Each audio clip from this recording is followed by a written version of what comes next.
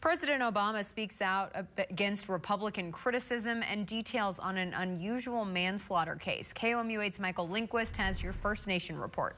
President Obama mocked Republican predictions that his policies would harm America's economy during a speech to the Democratic National Committee today. The president made these remarks during the winter meetings of the DNC. President Obama also praised Walmart's announcement that they'll begin giving wage hikes to hourly employees, as he called for an increase in the federal minimum wage. He also mentioned persisting on immigration reform just days after a federal judge suspended implementation of his executive orders.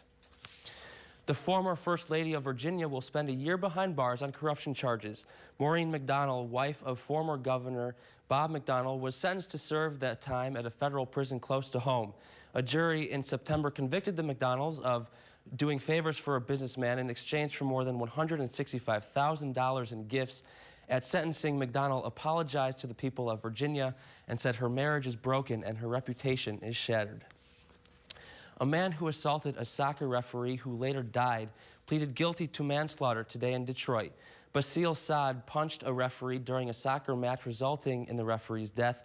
Witnesses said as the referee was about to issue a red card, Saad punched him, knocking him unconscious. 2 days later, the referee died. Saad could face anywhere from 8 to 15 years in prison.